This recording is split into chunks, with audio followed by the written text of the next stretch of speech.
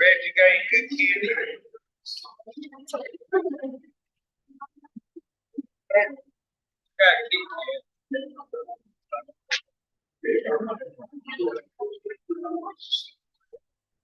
Damn. I hated this.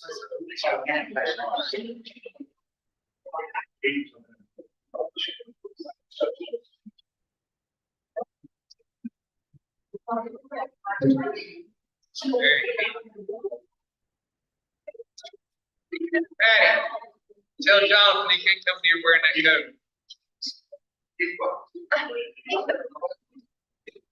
We look too much alike. That's a bad thing, that's bad.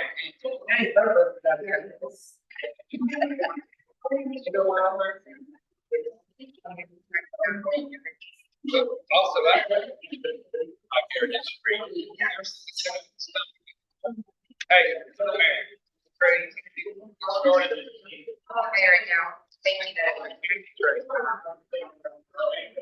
What y'all are interested in? I got one great piece of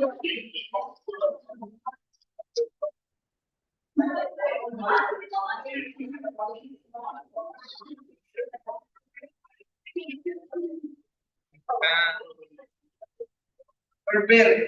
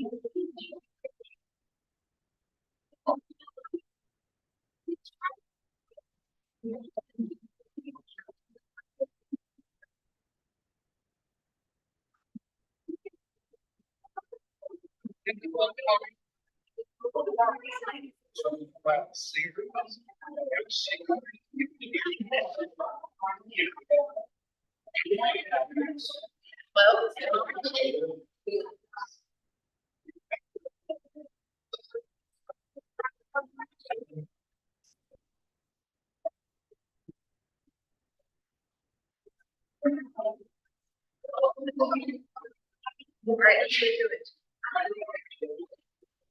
I'd like to call this meeting to order. If you have a cell phone, please silence or turn it off. If you need to leave at any time during the meeting, that's okay. Please do so quietly. If you will please stand with us.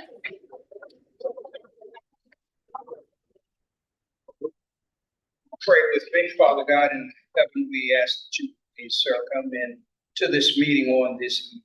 God, let your Holy Spirit dwell in this place. Let us make reasonable and prudent decisions on behalf of the town of Dallas. May the words of our mouths and meditations of our hearts be acceptable in your sight, O Lord, and redeemed. Amen. Amen.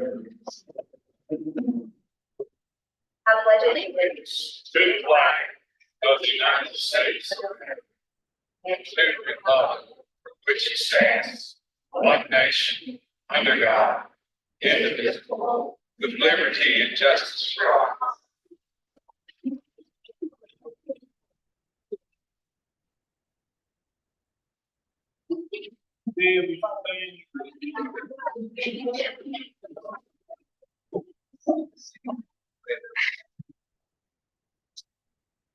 We're going to be using this podium a lot tonight. We have a lot to celebrate, but before we start, I just thought of this. Look around.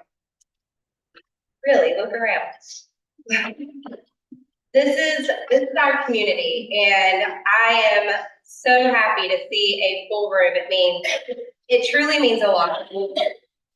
It makes my heart happy. So thank you, young and old Earth, for all being here tonight. In the aftermath of the recent storm that swept through our town, leaving a trail of destruction in its wake, we are humbled and grateful for the outpouring of support and assistance that have come from all corners of our community and beyond. If you're anyone from out of town or any of our staff, linemen, will you please come forward?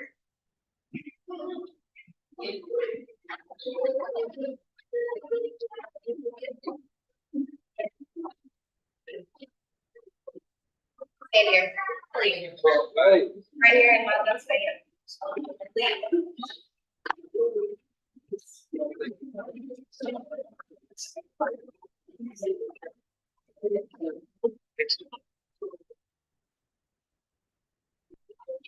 Don't be shy.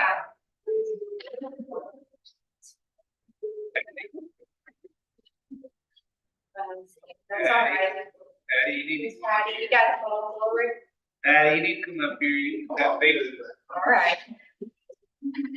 First and foremost, we extend our deepest gratitude to the dedicated staff of the town of Dallas who work tirelessly around the clock to ensure the safety and well-being of us and all of our residents.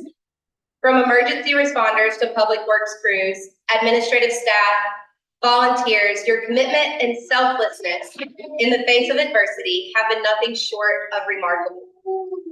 We also wish to express our heartfelt appreciation to our neighboring municipalities who generously offered their assistance and resources during this challenging time. Your solidarity and cooperation exemplify the spirit of community that defines our region, and we are grateful for your unwavering support. Furthermore, we extend our thanks to the contractors and service providers who lent their expertise and manpower to aid in the cleanup and restoration efforts. Your swift response and hard work have been instrumental in helping our town recover and rebuild in the aftermath of this natural disaster. To each and every individual who contributed in any capacity, whether through acts of kindness, donations, or simply offering a helping hand to a neighbor in need, we thank you from the bottom of our hearts. Your generosity and compassion have made a profound difference in the lives of those affected by the storm, and we are profoundly grateful for you. As we continue to assess the damage and work towards rebuilding our community, let us draw strength from the resilience that emerged in the face of adversity. Together, we were able to overcome this challenge and emerge stronger, more united, and more resilient than ever before. Thank you. These are your heroes, guys. Thank you so much. Thank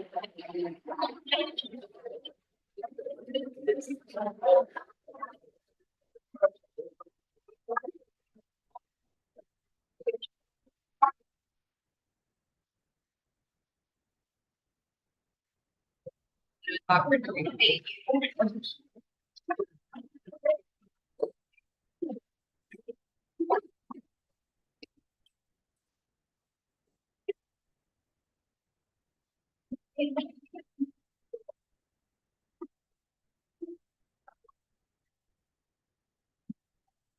Moving to our approval of agenda with additions or deletions. Have anything?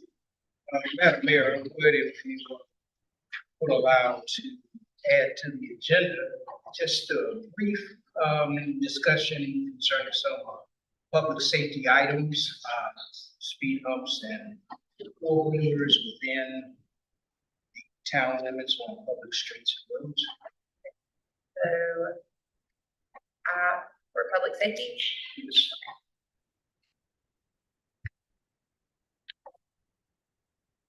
Anyone else? Madam Mayor, staff would request that the town board of Aldermen consider removing item H from the consent agenda and place it under public hearing item B. This is in reference to the town charter change. Also, remove under new business the appointment of deputy finance officer.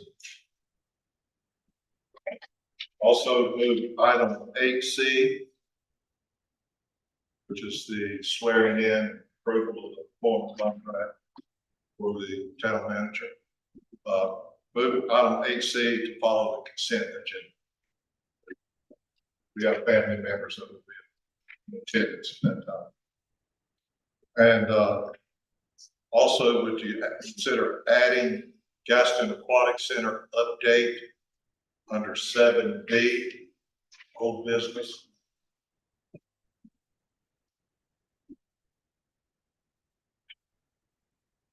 That's all from staff. Last, I would just like to make a small change for 4C, recognizing the 2024 winners of the Miss Dallas pageant, switching C and D. Have some North Gaston students that need to get to their award ceremony tonight. So, And I want to pull 5G. That's the question.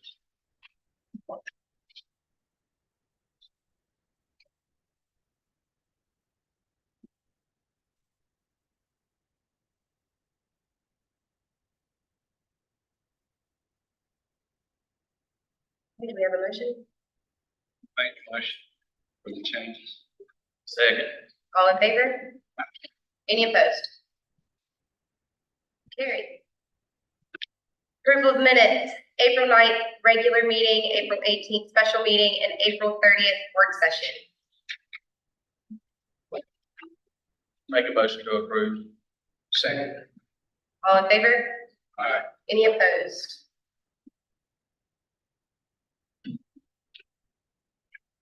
So carried.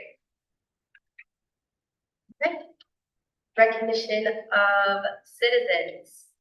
We will recognize our students of the month. Our elementary, Dr. Duncan.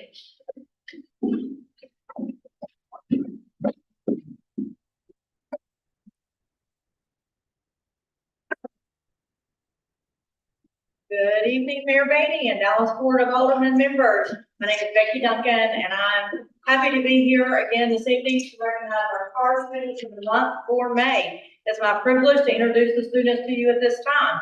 Students, when I call your name, if you'll please come up and see me here at the podium. First, we have Augie Huffman, first grade Mrs. Smith's class.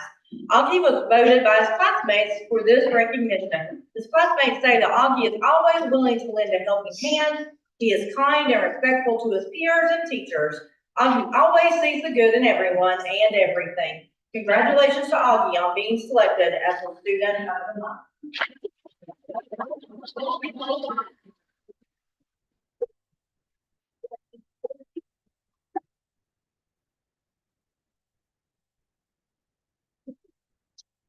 we have Kinsley Ball, first grade, Miss Graves' class. Kinsley is a leader in her classroom. She helps without being asked and is always a friend to those who need it. She is trustworthy and responsible. Her teacher is happy to have her in class. Congratulations to Kinsley on being selected as the Student of the Month.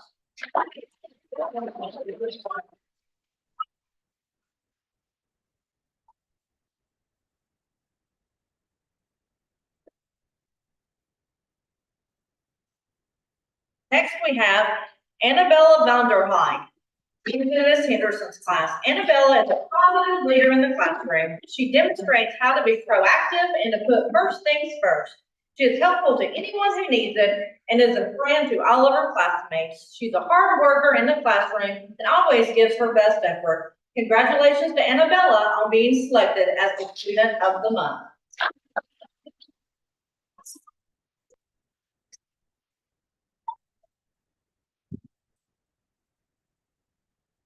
Next, we have Jose Terrias Rodriguez, Ms. Tomlin's class.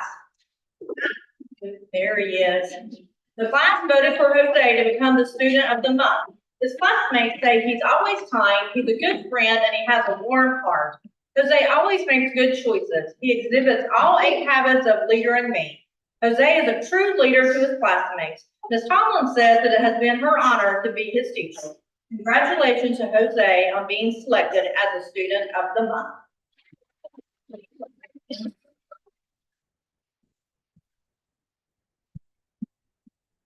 Last but not least, Jocelyn Rivera, first grade Miss Edwards class. Jocelyn always works hard to help others and to be a leader in the classroom. She takes pride in her work and she shows all the qualities of the 8 habits of leader in me that we've learned about this school year. Congratulations to Jocelyn for being selected as a Student of the Month.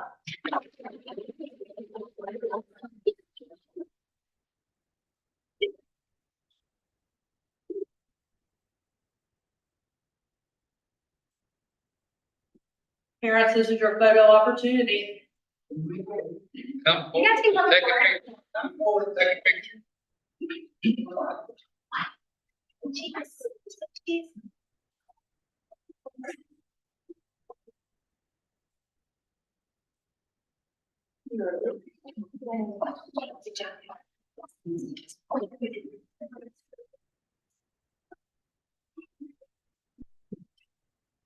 Thank you so much for this opportunity.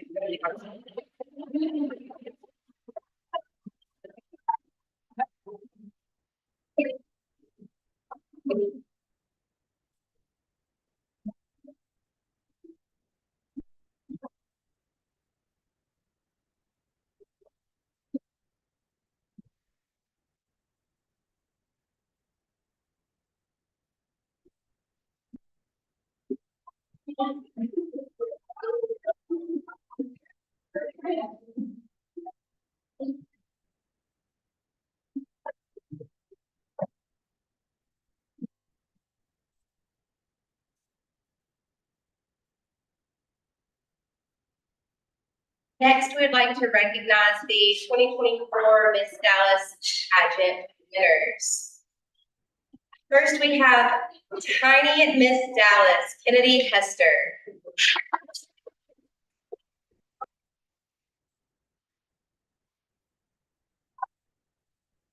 Kennedy is 7 years old and attends Gaston Christian School. She consistently earns her place on the AV Honor Roll, showcasing her dedication to her studies. Beyond the classroom, her passion for dance and cheerleading takes center stage. As a competitive dancer, she pours her heart and soul into every routine. Kennedy brings spirit to the sidelines as a member of the Stanley Blue Devil cheerleading squad and trains at Legends, where she has mastered a multitude of tumbling acts, demonstrating her agility and determination. Kennedy Hester.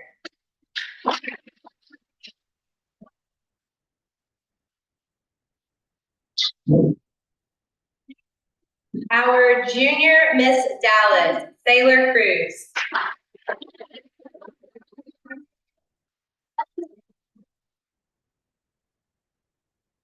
Sailor is 11 years old and attends Cyber Academy of South Carolina as a virtual homeschool student. She is an AB honor roll student who enjoys dance, taekwondo, art, coding, animatronics, and spending time with family and friends.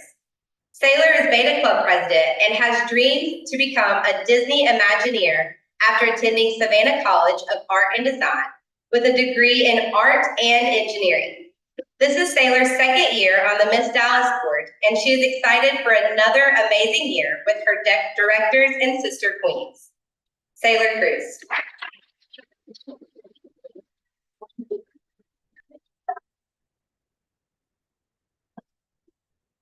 2024 Miss Dallas, Cameron Lane Tuttle.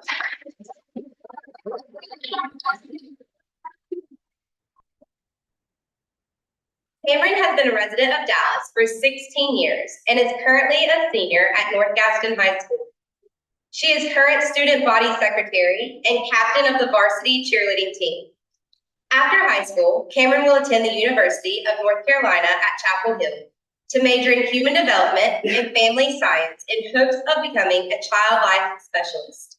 She is proud to serve the Dallas community through her nonprofit organization, Building a Beautiful Tomorrow. Through this platform, Cameron involves young adults in community service and teaches them the importance of being an active community member. Cameron Lane Tuttle.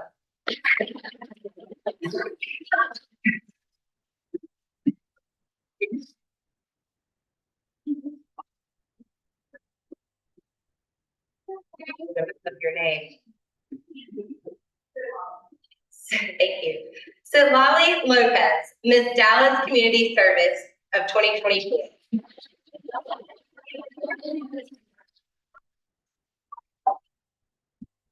So Lolly plays varsity soccer, dances Mexican folklore, and is an active and passionate member of her local church's youth group.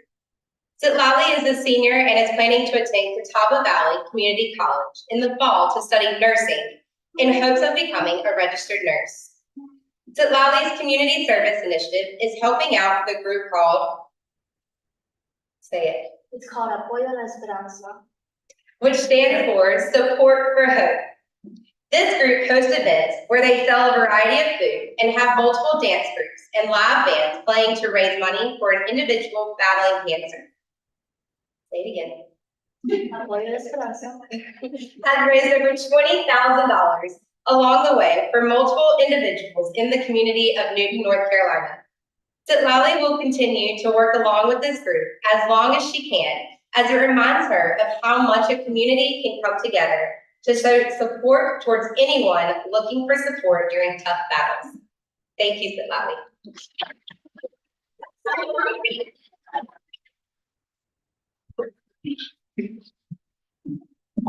Ladies, would you like to take a picture up front?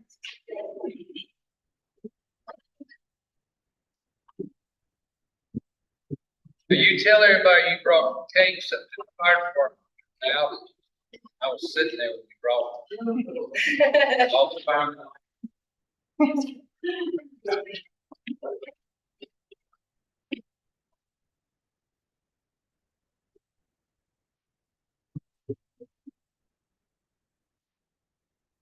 Give a round of applause to these ladies and their mothers.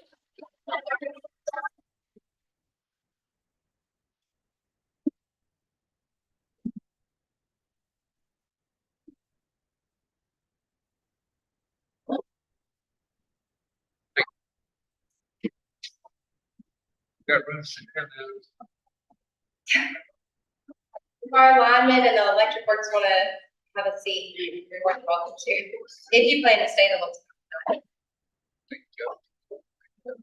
All right, next we have a presentation by the Department of Labor with Josh Dobson to recognize our public works and electric departments.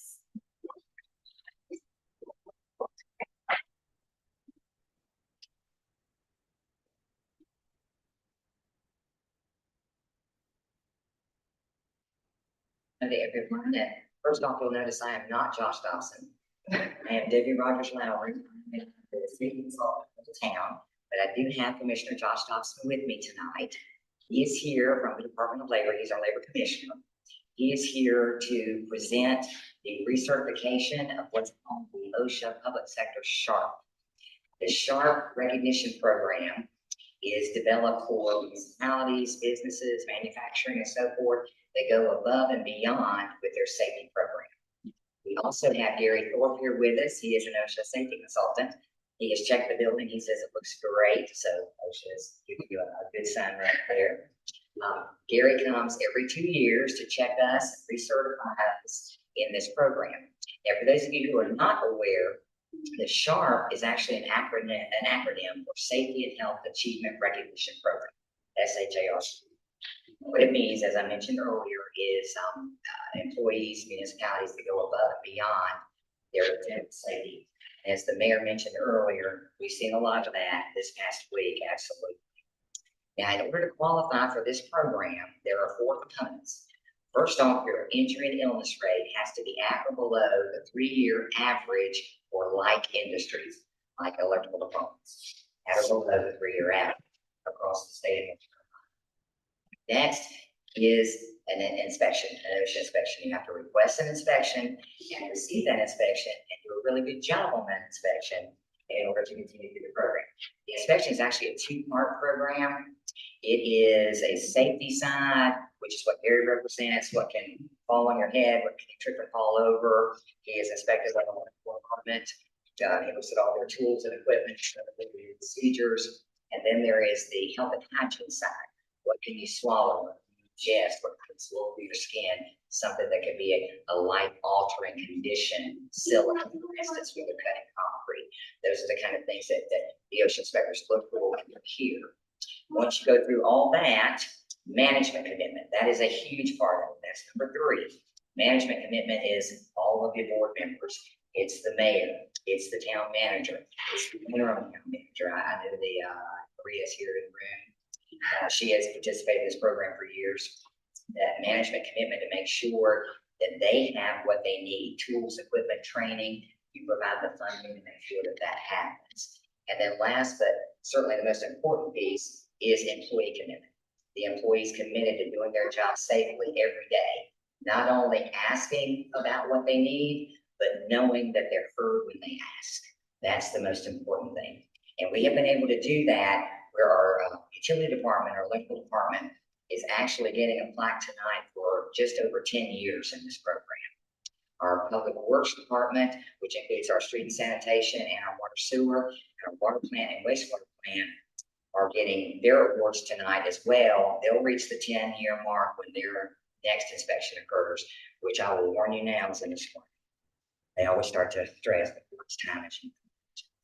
But to give you an idea of just an idea of what they do, to realize the importance of them doing what they do so safely, I want to kind of give you a couple of fun facts here.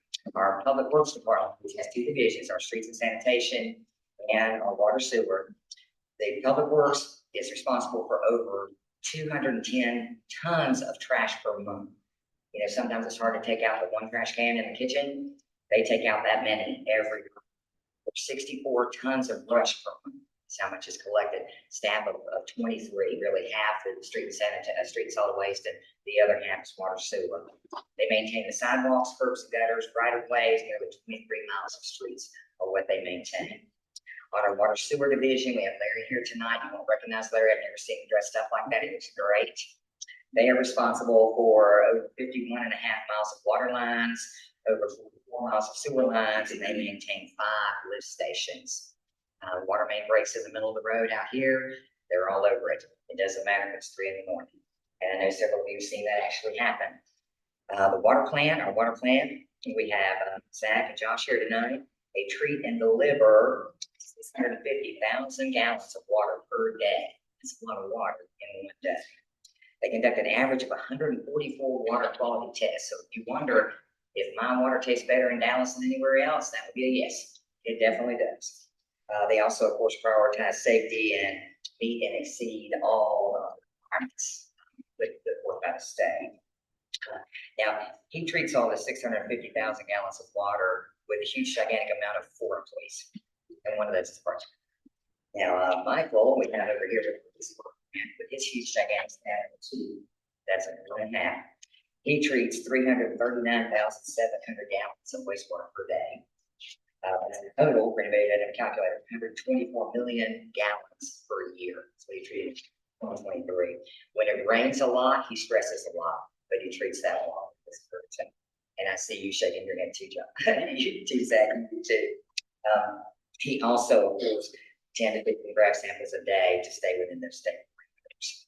And then with our electrical department, they are responsible to maintain over 50 miles, 25 miles of underground infrastructure, and they maintain and operate two 20 megawatt, that sounds like Back to the Future, two 20 megawatt substations at voltage 7,200 watts. Now, when the mayor mentioned earlier, the storm came through and she recognized the linemen for their work, very well deserved. This was an all hands on deck. As you know, unfortunately, the storm did turn deadly in Tennessee and here in Gaston, unfortunately. Trees fell on homes, people were trapped, first responders did a job freeing people, helping people get out of their homes, so that putting out fires, anything like that that happened. Our public works department cleared the roads as much as they could as soon as the storm passed on Wednesday afternoon. All hands on deck looks like. I can kind of have a timeline for you that as soon as the storm passed, this was Wednesday afternoon, electric stayed until midnight. And public works had stopped for today, but electrical department stayed till 2 a.m. The second storm was supposed to come through somewhere between 3 a.m. and 4 a.m. They stopped, went home, take a shower, get a bite to eat. The storm passed and returned at 6:30 a.m. on Thursday morning. They worked until all day long, all night long, until 1 a.m. on Friday morning. Again, go home, shower, grab a bite to eat, come back in Friday morning at 6:30 a.m.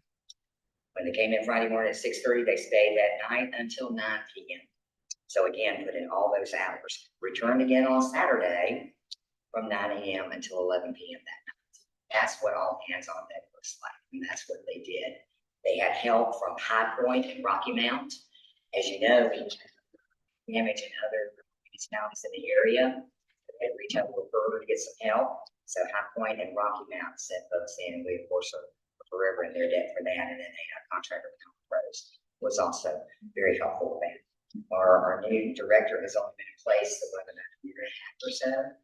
And you guys see something very similar to Hugo from 1989 right here in the town of Dallas. So I'm sure to let you know. I want to talk to Patrick on Thursday morning. He said we are 14 polls down and counting. I talked to him a little later that afternoon. We're 17 polls down and counting. I talked to him on Friday. We're 21 polls total. That's how many polls. And they took care of it. And the good thing, let me report to our OSHA inspector and Commissioner of Labor, no interest. No interest in any policy. So they did not stand up. You mentioned Power Pros on Legion Spartan Tree. Spartan Tree. Yeah, we thought we were going. And Maximum Tree Service. So that's what we did. It was definitely on hands on deck and reaching out to everybody, and they all came. We called them, which is great. So with that, I would like to call up Commissioner Dawson. He would like to make a presentation. I'm going to tell you, we got a little tiny bit of light in the middle of all the storm. It was not first. One of our linemen. He's going to be the grand. Yes, so congratulations to you. You just got that message in the middle of all that. So that was a right Thank you, Debbie. Mayor Beatty, Board of Aldermen, thank you all for this time. It's important, and I appreciate your indulgence in letting us have this time to make this special recognition. I'm going to be really brief. I know you all have a lengthy agenda. I'll just say this. There are 141 SHARP sites across the state, and we're going to recognize 4 of those 41 tonight. To put that into perspective, well over 100,000 either public sector or private sector businesses are eligible for the awards you're going to receive here tonight. So that tells me 2 things. One, we don't just hand this out. You have to earn it. You have to have a total commitment from the mayor, from the board, staff, supervisors. Everybody has to buy into it. So you have to earn this recognition. The second thing is there is a lot of organizations, both public and private sector out there, that would love to have this SHARP award. They're just not good enough. but you all are. And I just wanted to be here tonight to say thank you for your commitment to safety and health. Thank you for your consistent discipline over an extended period of time in the awards we're going to receive here tonight. So with that, I'll cut my remarks short and say, Madam Mayor, with your indulgence, if you come around, we'll make these presentations and let you all continue with your meeting. Now, all my favorites.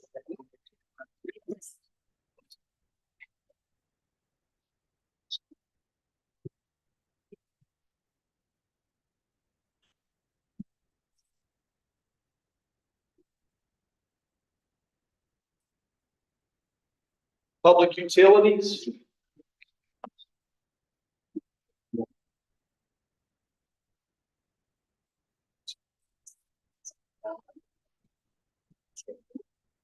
City Public Works. I've got Stevie, yes, and Larry, Stevie and Larry. Come on.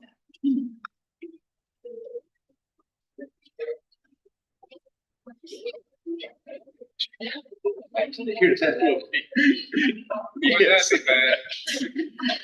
So the Town of Dallas Public Utilities, Sharp, Public Sector Employer. And I'm not going to read this every time because it says the same, but I'm going to read it this time. The North Carolina Department of Labor recognizes the excellence and effort demonstrated by public sector employers that provide safe and helpful workplaces. This commitment from state agencies and local governments proves that public sector employers in North Carolina provide outstanding leadership in occupational safety and health management. Having met all of the requirements of Safety and Health Achievement Recognition Program, this public sector employer is hereby granted an exemption from OSHA program compliance. That's always a good thing, right? Program compliance inspections for the following period: December 12th of 2023, December 11th, 2025. Mayor Beatty, thank you all so much. Congratulations.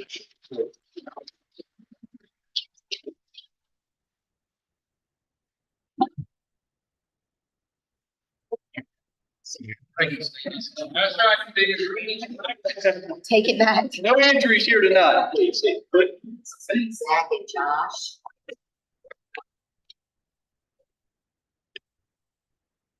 So again, I won't read the whole thing again. I'll just say, Town of Dallas Water Treatment Plant, thank you so much for your commitment to safety and health, your consistent discipline over extended period of time to make sure that you lead when it comes to safety and health in this state and local government. Congratulations.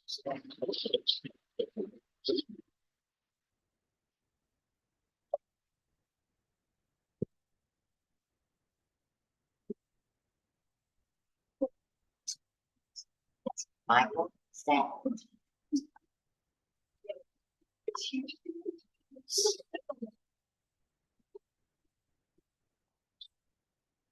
I'll say this about safety and health.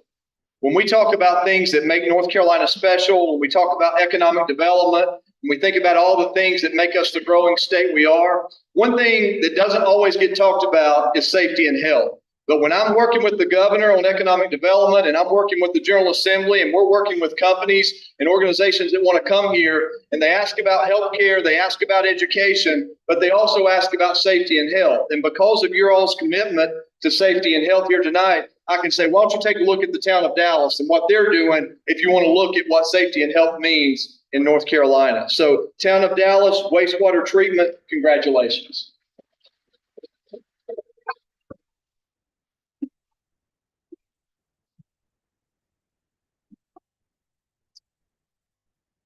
Public utilities, electrical.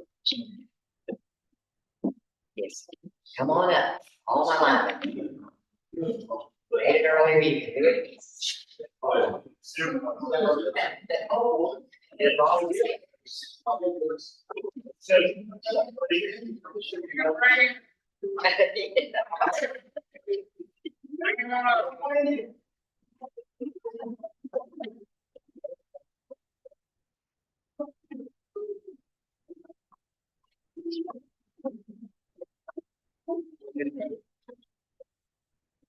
So, Madam Mayor, the gentlemen are on your right, so I'm going to present it to you on this one, if that's okay.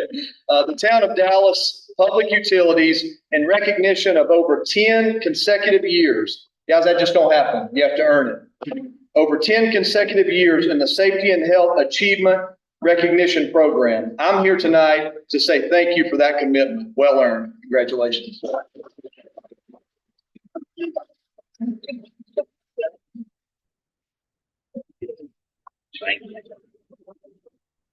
want to thank them. Thank you. Thanks, very good, sir.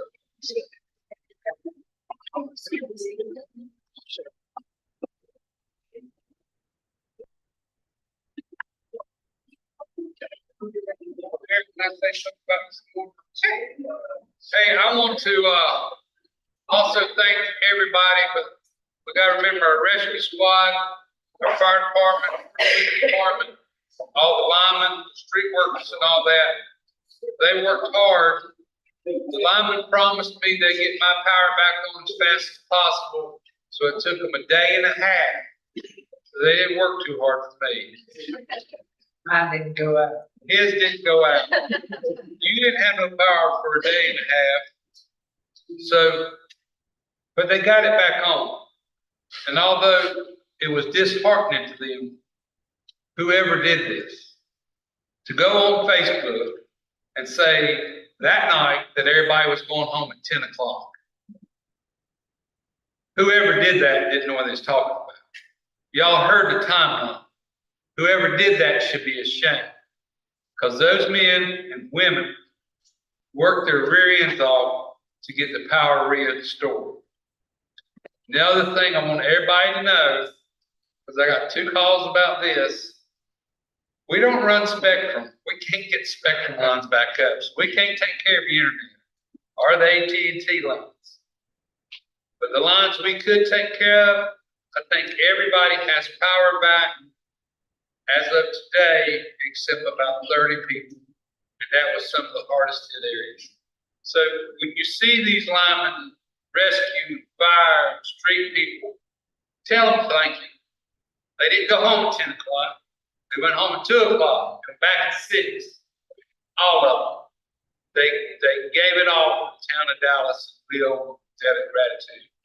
All our refrigerators would have a lot of food anyway. So thank you. We appreciate you very much. Thank you. On to item D, Police Chief Robbie Walls will read a proclamation for Peace Officer Memorial Week. Thank you, Madam Mayor, Board of Aldermen, Town Manager, citizens, and staff. This time, I'd like to read a proclamation for the Peace Officers Memorial Week 2024.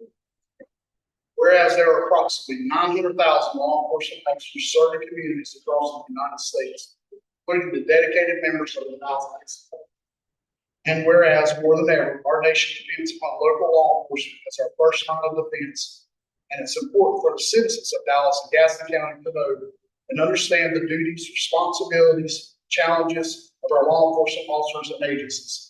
And whereas the men and women of those agencies give of themselves day in and day out to preserve our homeland security, we applaud them for recognizing their duties to serve the people by safeguarding life and property, by protecting people against violence and disorder, and by protecting the innocent against deception, and the weak against oppression and intimidation. And whereas since the first report of death in 1791, more than 25,000 law enforcement officers in the United States have made the ultimate sacrifice and been killed in the line of duty. Whereas May the 15th is designated as Peace Officers Memorial Day in honor of all fallen officers and their families, the U.S. flag should be flown as staff. Now, therefore, be it proclaimed that the town of Dallas formally designates May the 15th and May the 21st, 2024 as Peace Officers Memorial Week in Dallas, North Carolina. He publicly salutes the service of law enforcement officers in our community and in the communities across the nation. Thank you.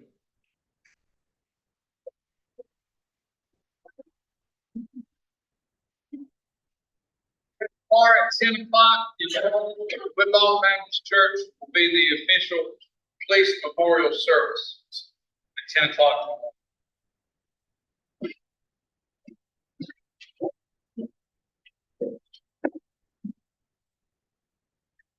Move on to item, D. E. That's you. This is a proclamation honoring the fallen police officers of the Charlotte-Mecklenburg Police Department and the U.S. Marshal Fugitive Task Force as they gave the ultimate sacrifice on Monday, April 29th, 2024. We can all take a moment of silence for them, please.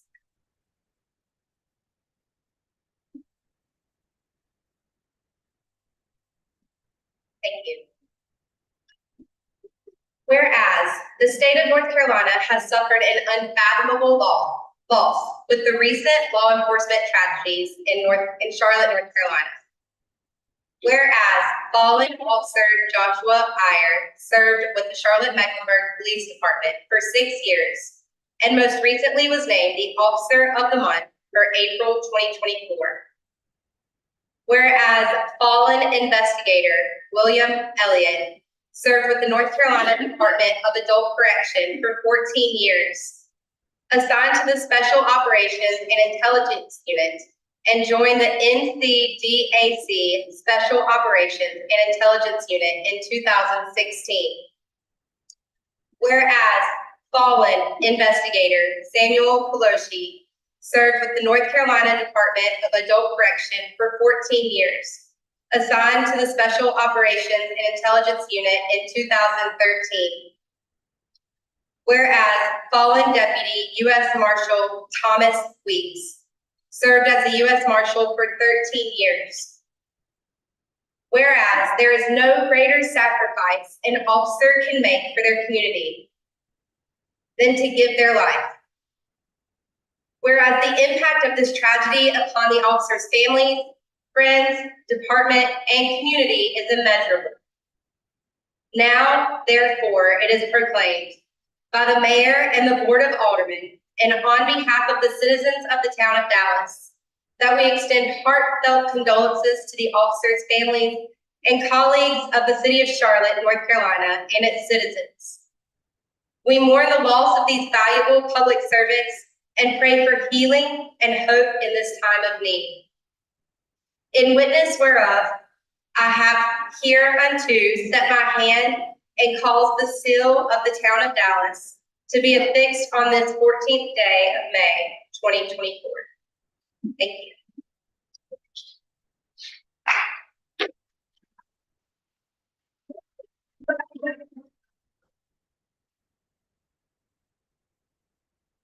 Moving to item F. We have the proclamation honoring the 50th anniversary of the Dallas Rescue Squad.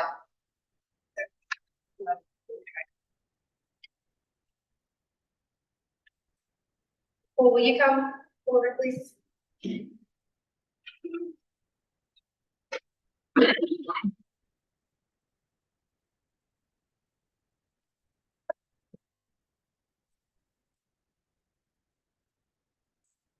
Noel Withers has been with the Rescue Squad for quite some time. How long? 54 years. That's a big deal. Give him a round of applause.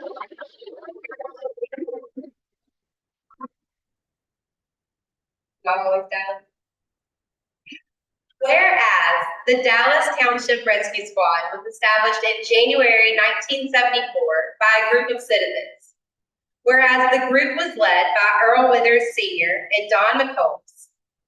Whereas the first meeting was held in April of 1974 with around 33 citizens present, and the first call was answered by the Dallas Township Rescue Squad on August 4th, 1974. Whereas the first headquarters was located at the Dallas Funeral Hall. Whereas today their fleet consists of 2 rescue trucks, 6 ambulances, a boat, an all-terrain vehicle, an inflatable raft, a quick response vehicle, and a chief's vehicle. Whereas in April 2005, they transitioned from an all-volunteer department to a combination department, hiring their first full-time employee. Whereas their members have responded to over 281,662 calls in the last 50 years. Now, therefore, the town of Dallas, by affirmative vote of its Board of Aldermen, does hereby officially honor the Dallas Rescue Squad and extends its collective appreciation and gratitude for their years of service in this community. Adopted this 14th day of May, 2024.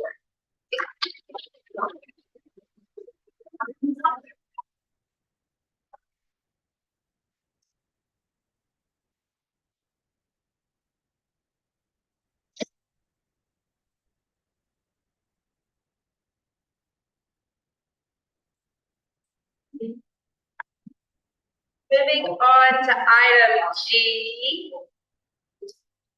Electric Director Willie Smith to read the 2024 Public Works Week proclamation.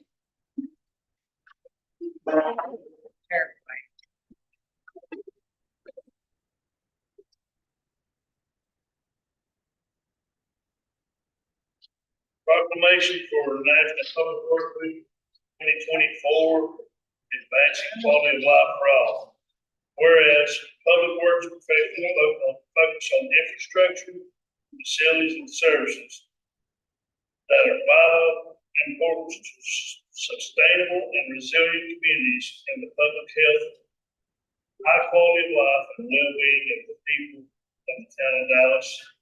And whereas the infrastructure, facilities, and services could not be provided without the dedicated efforts of the public works professionals who are engineers, managers, and employees at all levels of government and the private sector, who are responsible for rebuilding, improving, and protecting the nation's transportation, water supply, water treatment and solid waste systems, public buildings and other structures, facilities essential for our citizens.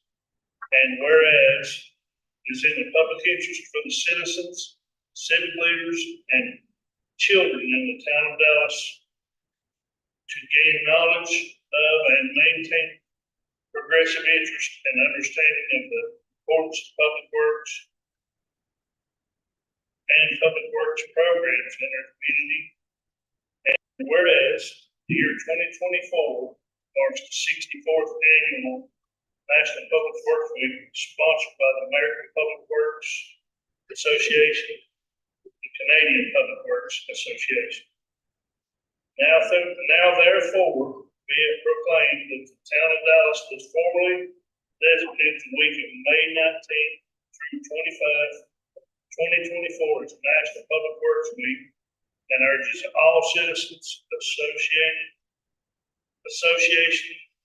and governments, agencies, and activities, events, and ceremonies designed to pay tribute to our public works professionals, engineers, managers, employees, and to recognize the substantial contributions they've made to protecting our national health, safety, and quality of life.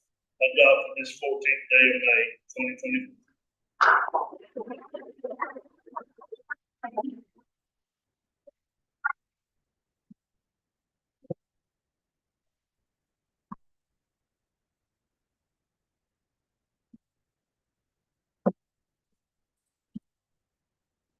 Do we have any other citizens that would like to speak?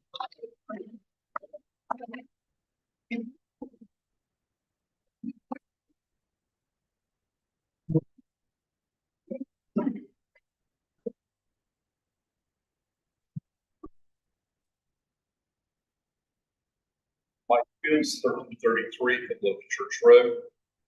First of all, I'd like to echo what everyone said tonight about the outstanding job everyone in this town has done in the last week and a half.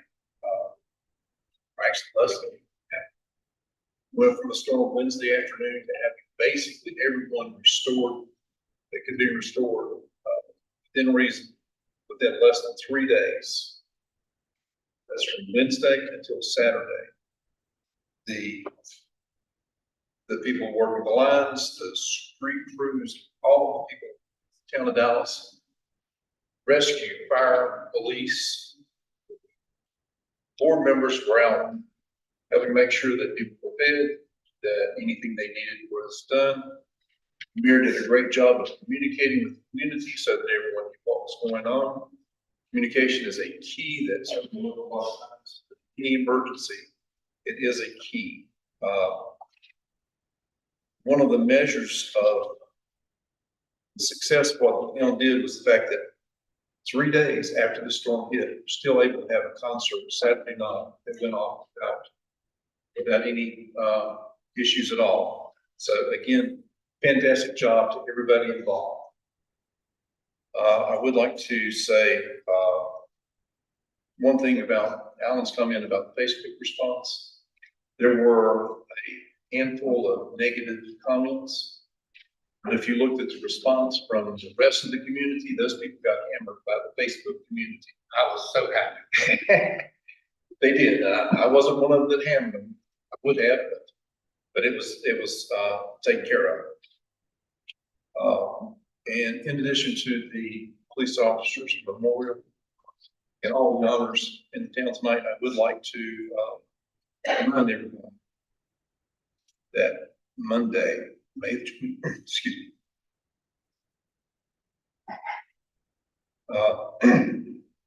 Monday, May 27th is Memorial Day to honor all who have given their life in service to this country. So thank you all. And again, great job. Thank you. Also, this July the 4th is also the 50th anniversary of the dedication of Vietnam Memorial on the Foursquare. And for y'all that don't know why Mike got choked up, his brother Sherman Fields gave his life in the fields of Vietnam in 1968. So that's the reason he gets choked up. It's a special time. Sorry, Mayor, I read my mouth. Thank you, Mike. Anyone else? Okay, we'll proceed with our consent agenda. Mr. Blackburn, do you want to take care of that? The consent agenda is before you. We have a budget amendment for the police department. Also for the skill grant.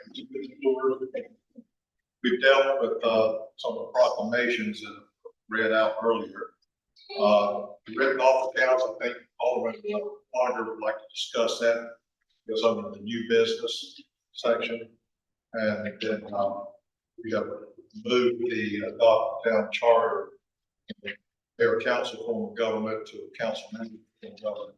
We have moved that to under the item 6 under the public hearing section. We have a motion. Make a motion to approve. Second. All in favor? Aye. Any opposed? So carried. Thank you, Mr. Blackburn. Thank you. Okay. Let's move to item C. Consideration of approving contract for filling the position of town manager.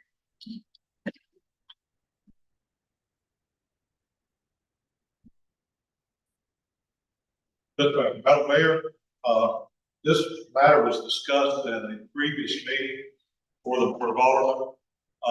Staff would request that an official vote be taken tonight. And as for the results, that the oath be administered to that candidate, successful candidate.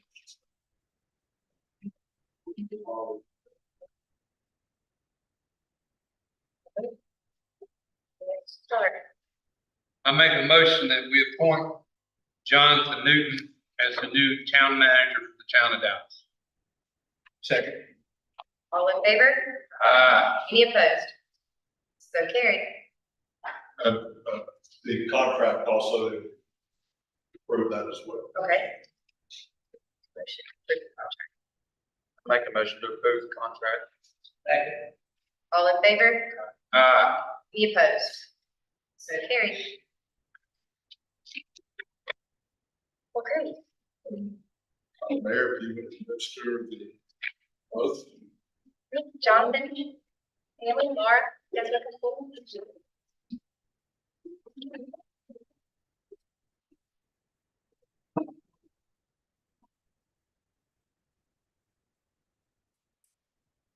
Do like you cook, Tom.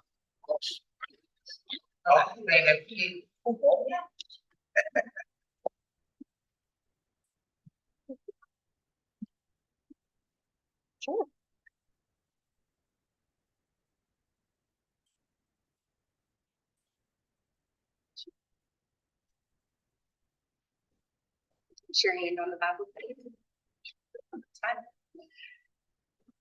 Oath of office.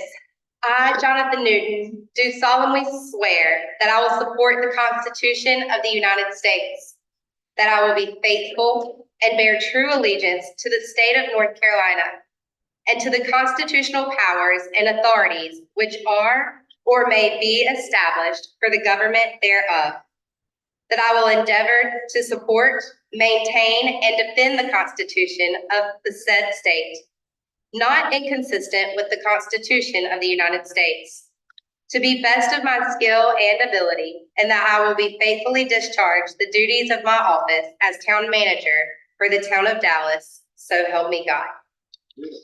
Great, thank you. For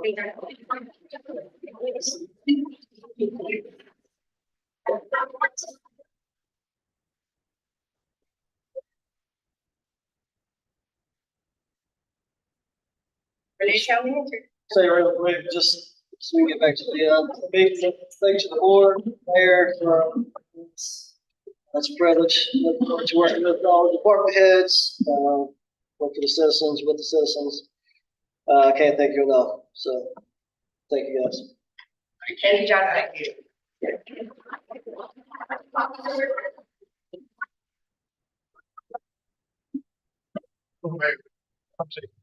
Privileged this morning. I've spent a career in public service.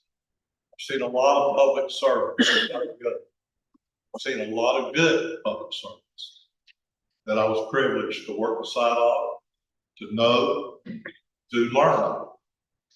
The town of Dallas has made my experience the best decision I have ever witnessed in my life in appointing that young man.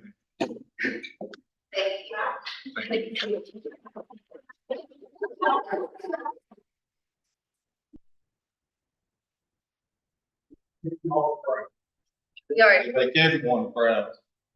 All right. You're truly blessed. Thank you, Jonathan, for everything that you do already. Thank you. Thank you, Laura.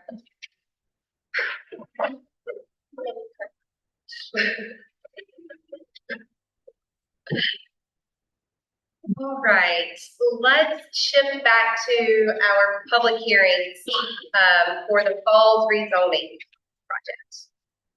Do you have anyone that would like to speak on that? Or, I make a motion to go to public hearing. Second. all in favor?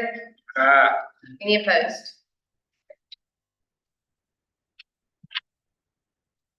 Anyone want to speak on behalf of Falls rezoning?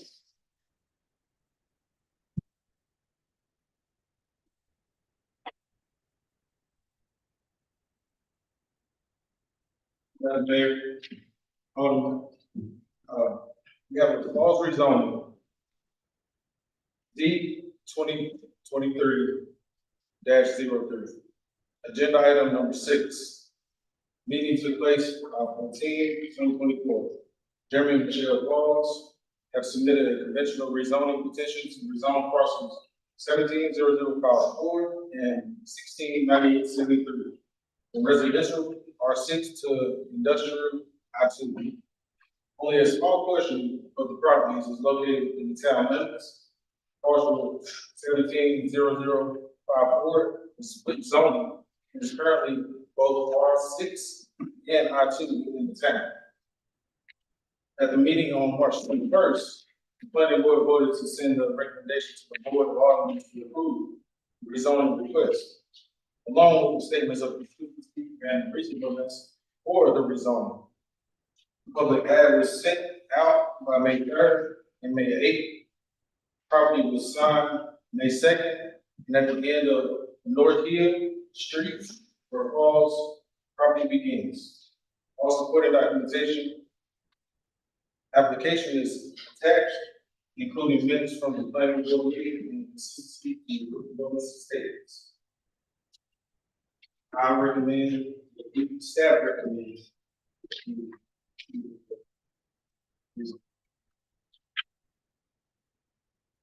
you have any questions from the board? Would you like to make a motion to approve We have to go out. or, and I don't know. Okay. Make a motion to go out of, public hearing. All in favor? I Any opposed? So carried. make a motion to approve the falls rezone. Second. All in favor? Any opposed? Carried. Should that not include the consistency statement? Yes, Okay, so we need to redo the motion. Or, which would include the consistency. I redo the motion to consistency. I second. all in favor? Aye. Any opposed? So carried then. Congratulations, Jerry. All right. Item H was moved to adopt town charter of council manager form of government. Mr. Blackburn. Yes, ma'am. Madam Mayor and Board of Aldermen, many of you will recall how this matter came to your attention. In response to that, the town conducted a public hearing at April 9th, regular meeting of the Board of Aldermen, in which public comment was solicited. It was not at that time. This is the follow-up meeting, so the council or the board will need to take action to approve that form of government, which is a change in the charter from mayor council form of government, mayor alderman form of government, to that of a mayor or council alderman manager form of government. Based on the public hearing and changing the town charter from mayor alderman form to a alderman manager. We'll need a motion in a second. Motion that we approve the change in the town charter, in our form of government, mayor alderman to alderman management. Second. All in favor? Any opposed? So carried. Great. Moving on to old business, our UDO presentation with code rights. Gentlemen?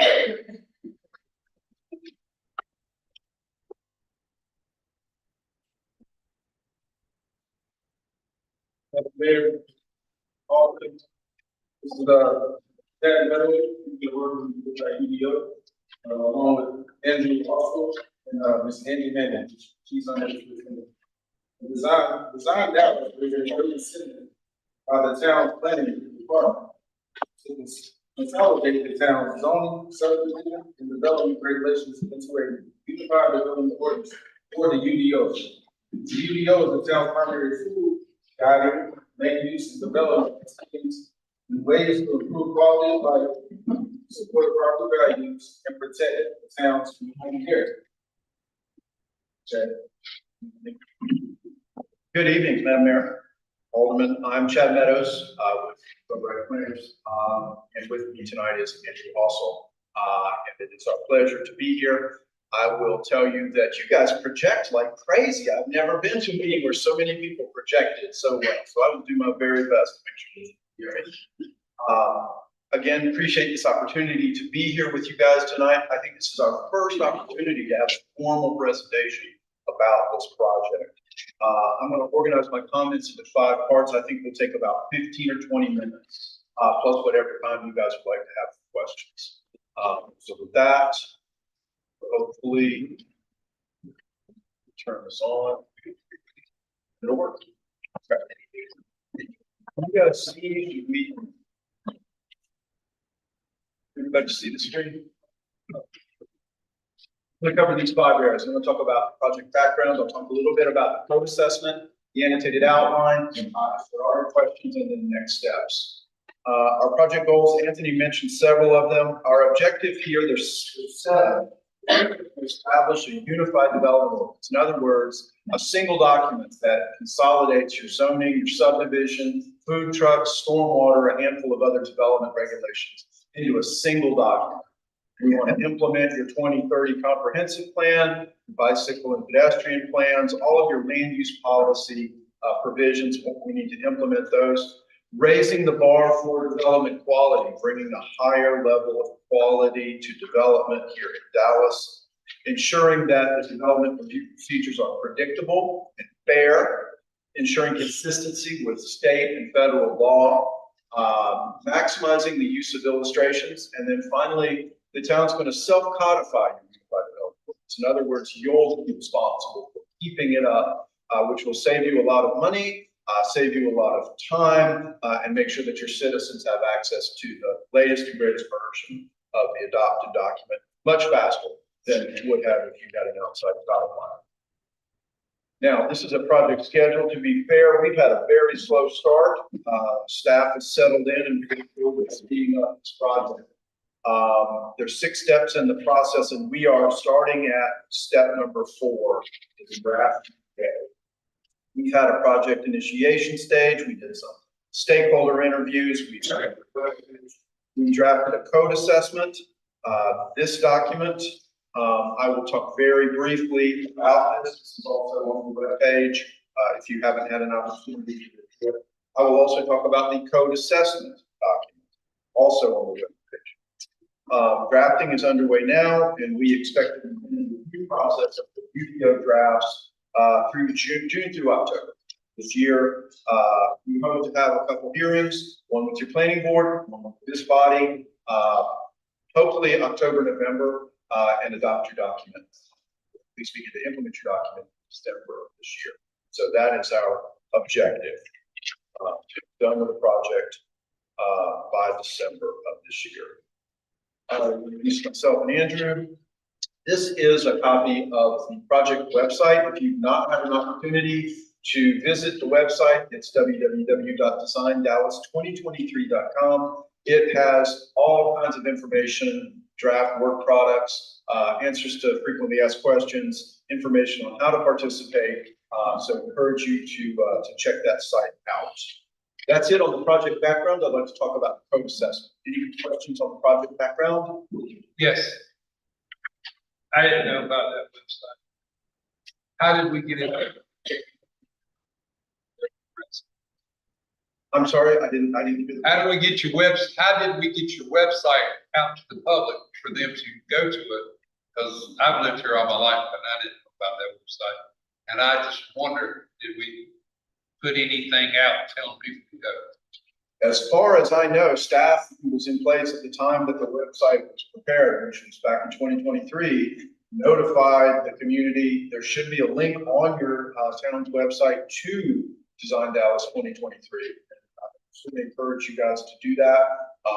We are managing the page for you. We are keeping it updated, and definitely encourage a link back to this so that people know that it exists. How much comment did y'all receive from 23 till now? I've seen 2 or 3 comments on the webpage. There are places for people to log in, pose a comment, which is emailed to myself and staff. Do you know how many people visited that webpage? Not off the top of my head, but we'll find out and I'll let you. We'd like to know, and I think, Madam Mayor, that shows we have an issue.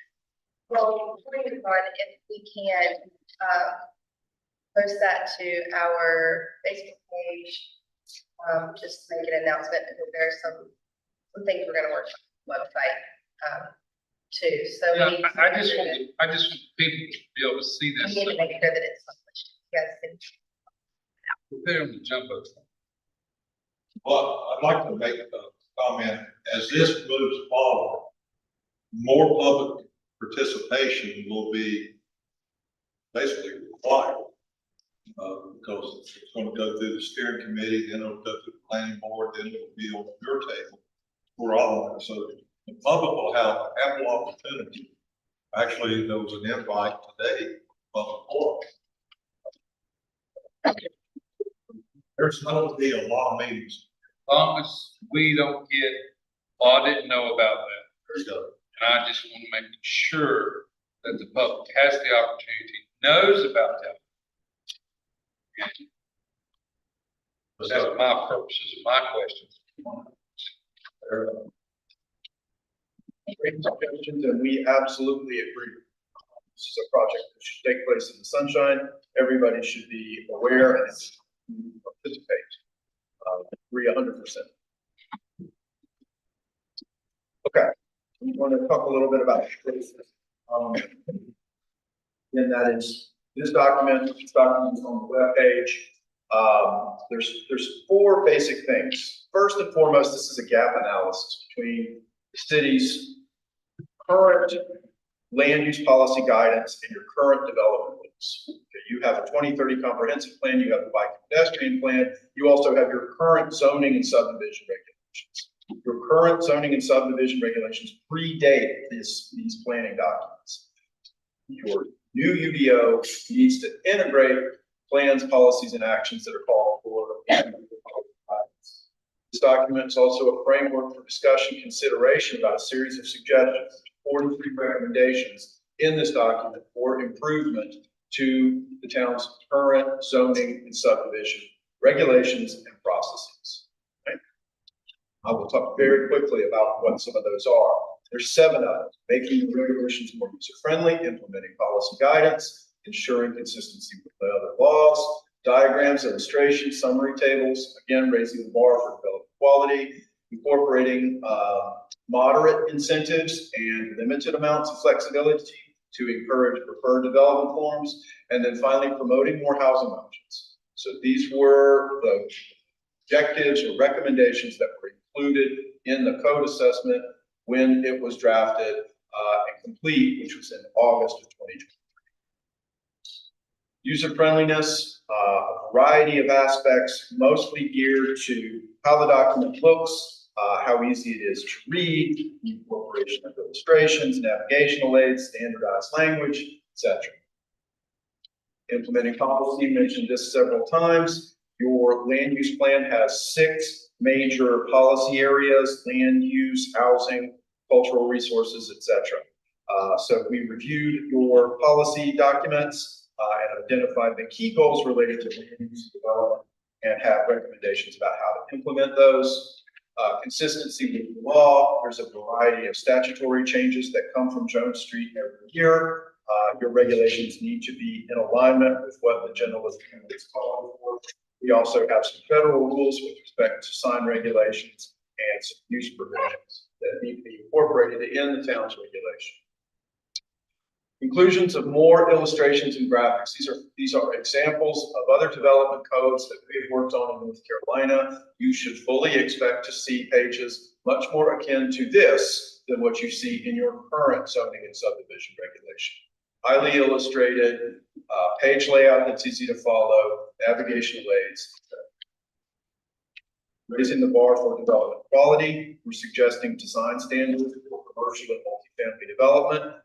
Provisions for pedestrian facilities, specifically trails, greenways, sidewalks, more clarity on your off-street parking and exterior lighting standards, increased open space requirements for most forms of development, street connectivity requirements, and new use-specific standards for 100 or so uses that you should expect to see in your new UDO.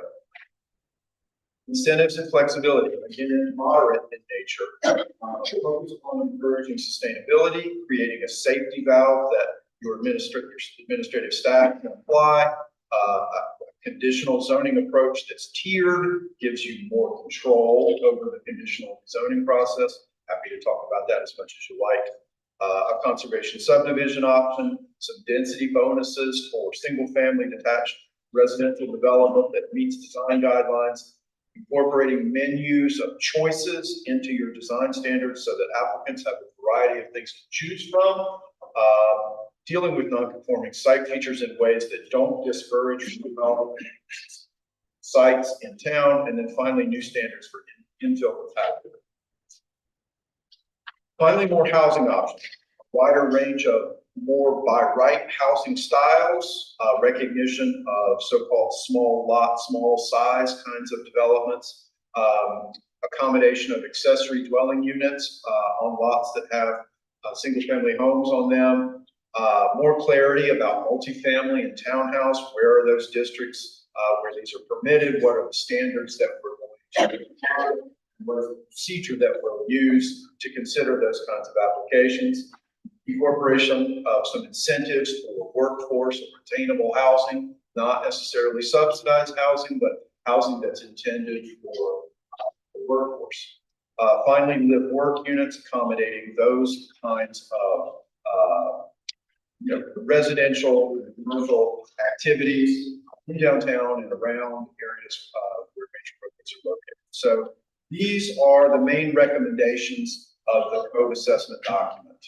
Set down here for everybody to review, along with a very thorough line-by-line analysis of your land use policies and your current zoning and subdivision, all included here for your review.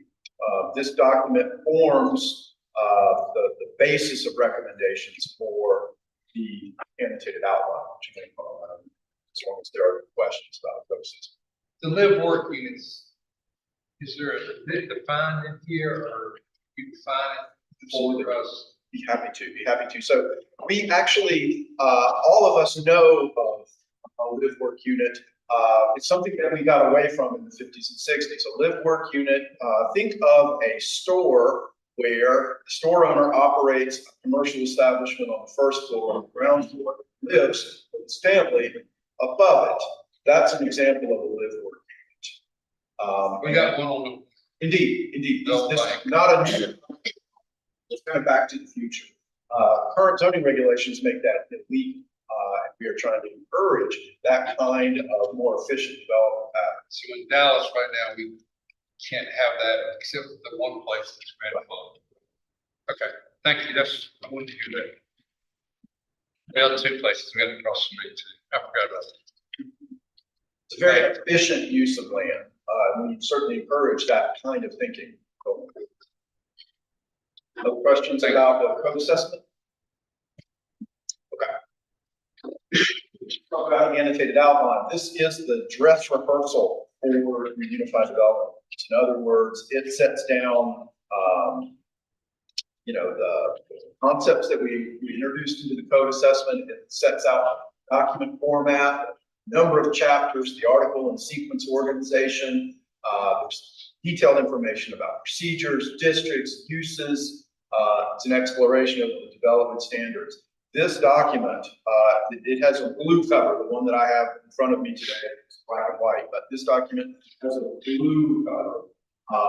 And it is in every way what your UDO will look like, except it's just an outline. It's the footnotes version. It is not the complete document. We put it together first before we start the drafting process. Okay? So I'd like to talk a little bit about some of the material that's in here. There are 9 chapters in the document. They are set down by topic. All of the information that relates to a particular chapter, whether that's an application, district, the land use standard, etc., are set down in that chapter. You'll note that the chapters, but for chapter 9, chapters are in alphabetical order. All of the main sections inside each chapter are in alphabetical order. And we have tried to bring like material together. Also, the material that you use the most is closer to the front of the ordinance. The material that you use the least is closer to the back. Okay. This slide shows a couple of things. One, the image on the left is the style set. In other words, this is kind of what the text looks like. It's part of the page layout of the ordinance. On the right is an about this document section. I've highlighted this so that you know that there are portions of your ordinance that you can incorporate that will explain to readers how to use the document. You could even supplement it. There's a variety of different things that we can incorporate in this sort of prefatory piece of your UDO. Certainly recommend that you do that. You have a series of chapter-based hyperlinked tables of content in the digital versions of the document. You'll be able to click on any one of those content entries and you take into that portion of the document.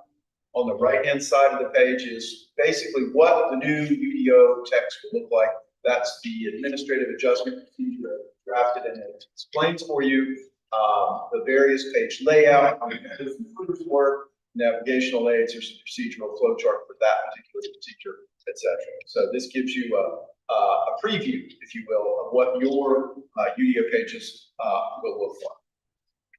So I'm not going to go over all of this material in great detail. In the interest of time, I'll just cover for you what the main chapters are and what they do. Chapter 1 is your administration chapter. Think of that as your legal board of review authorities, transitional standards, vested rights, etc. Chapter 2 is your application standard. All of your application provisions are located in Chapter 2. There are 31 procedures set down in that summary table of which you see the first page. 13 of those procedures are new. All the procedures follow a standardized format, and we have incorporated a series of review procedures that your town staff will review for the consideration of each and every one of those 31 different application types at the back of the chapter. Chapter 3 is your districts chapter. On the screen is the zoning district translation comparison table. In other words, the column on the left shows your current zoning districts. The column on the right shows how we would consolidate, revise, and rename those current districts into a raft of new zoning districts. You currently have 8 residential districts. We would suggest 4 UDO. You currently have 6 commercial zoning districts. We would recognize 3. We also suggested 3 new generic conditional districts. Okay, 1 for residential, 1 for commercial, and 1 for mixed.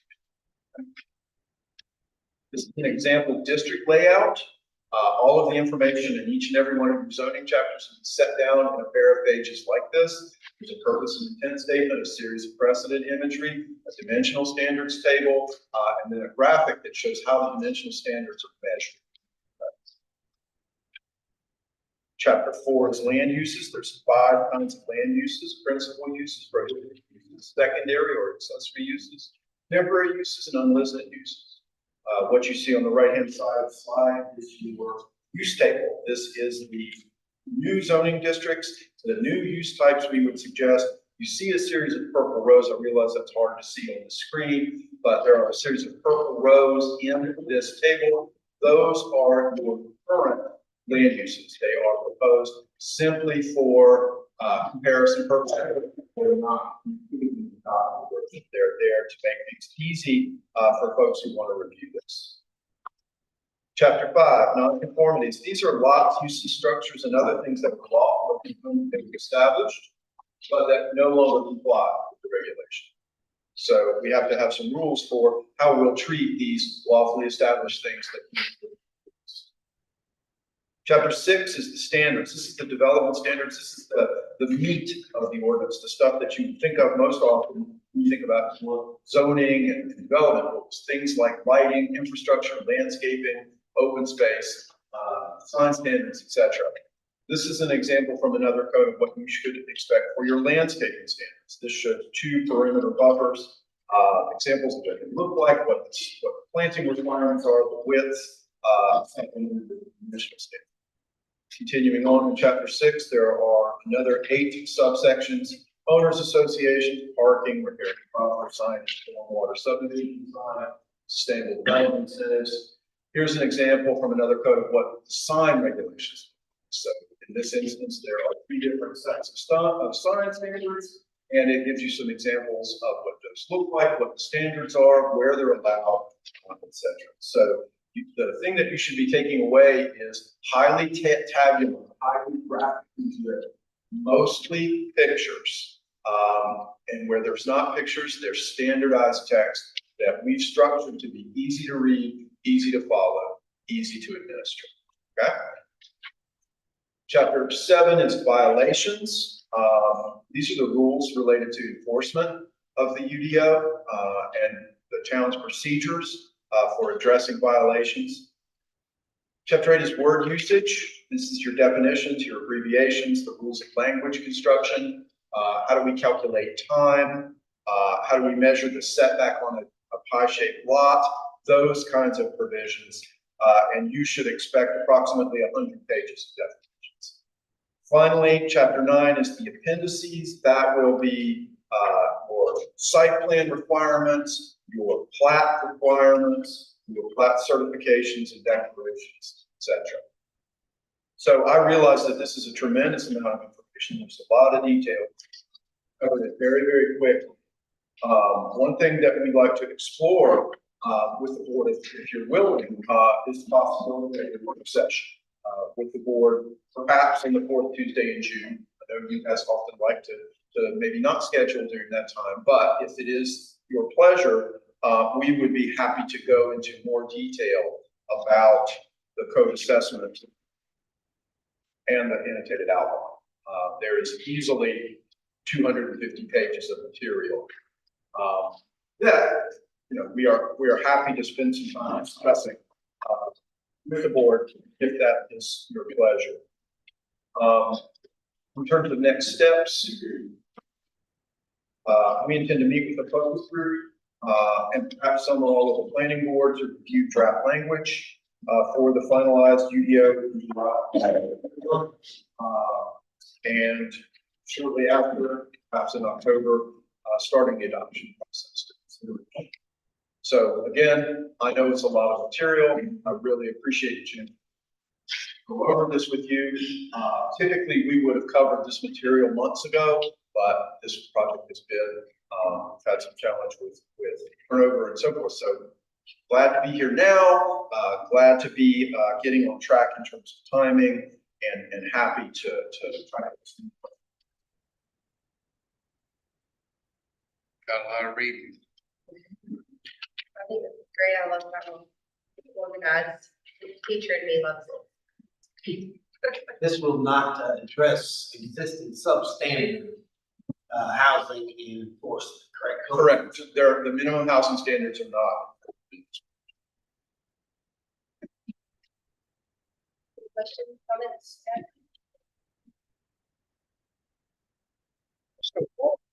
Great presentation and set in previous administration with UDO and so forth, and this is very, very concise, very much to the point. Look forward to looking at this. I know that, as you've already mentioned, there's going to be a need for some sit down and some public input. And they're done that, ready to do it again. Do we need to go ahead and plan or schedule a date with you? Or We can work with staff. You guys just mull this over at your convenience and just let us know if that's something that you'd like and happy to. We'd love to come and spend some time. does the staff have any questions? Thank you very Great, much. thank you so much. Thank you.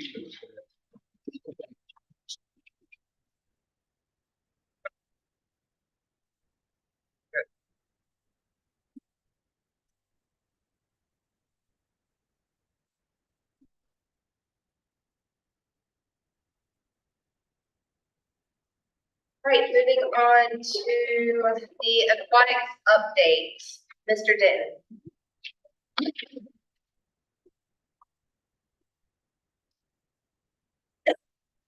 We had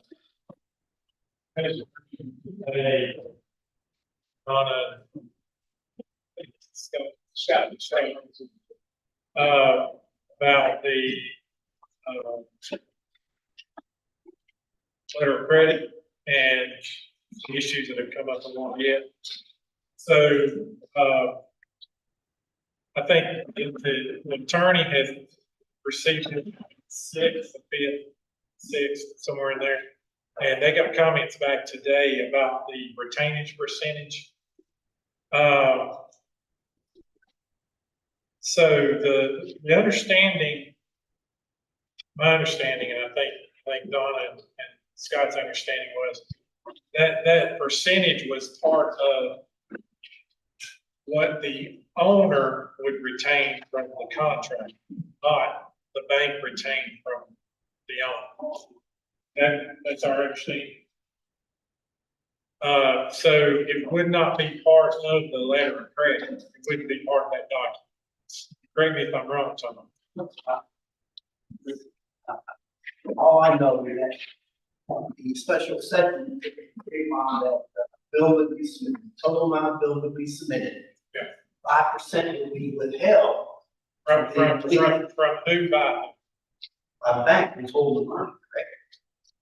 That's what I was under the impression, I believe that's what the board was under the impression. Is that the board's impression? That was my impression. So the bank doesn't want to do that. Is what, And my point was that the board has to approve whatever it is, since they approved the 5%, it could change. That has to be explained, and then the board will vote on it again to change, and then modify whatever you want to call it. What is the bank? What's? bank doesn't want to hold 5%.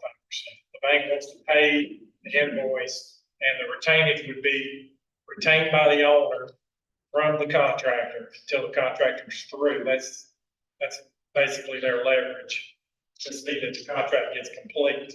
Then at the end of the contract, or the end of the construction, the prime contractor would ask for that retainage, they would pay it. So why does the town, why are we involved in any way, anyway? We're not borrowing the money. Right. Y'all borrowing the money from the bank. So why are we even being asked this question? I think it has to go through with the letter of credit, that we have to be involved in some way for that. That's right. We're not the ones, we're not guaranteeing the money, right? So why does our signature even need to be touching? It's provided for in development created, or in the event that the shell is not completed, then the town would be entitled to balance, so they can finish the shell and try to sell it. But somebody's gonna have that 5% held back. And if it is the aquatic center and they can't do it, then they're gonna use that 5% to do it. And then if they don't do it, then we're sitting there with a shell and no money at all. That the change is gonna be subcontracted, we're only gonna submit 95% of the bill, as opposed to submit 100% of the bill, the bank would withhold 5%. From what I understand from reading the emails is that now it's changed so that the subcontractors or the contractors will submit their bill at 95%, and then the bank would pay the whole entire 95%. The documents the standard documents that you do on any construction project have a line item for retainage, and it's set at 5%. And so the contractor asks for the total amount, the owner pays 95% of the total amount and retains that 5% until at some point when the contractor says, I'm done, I want my retainage. So that's what you told us the last time. The industry standard was to retain the 5%. And now you're asking to change that? No. No, I think it's just the way it I think it's misunderstanding. Your contractors will bill whatever, y'all will retain 5% of their bill until they're finished, then you'll give them their 5%. It's typical. Yeah, but we just need to change the way we work. Yeah, I think there was some misunderstanding as to who was holding that 5%. But the bank doesn't want to do it. They don't want to retain it. So what do we need, what's the fix? Well, we supply the letter of credit here that we want to get approved. It does not mention anything about 5%. That's really, standard practice as far as with construction. Your construction is AIA billing. And so basically, you're right, it's not any of your responsibility, or you're not involved in that at all. Now, you will be involved in it from having to release, paperwork, sign releases as the work is completed. Now, I will go ahead and say that this is a secured line of credit. This is a secured with money we have in the bank. So once this is signed, that money in the bank is there, nobody can touch it. And without the release, y'all gotta. And what they would receive an invoice from the contractor. They would submit that to the bank would pay that invoice.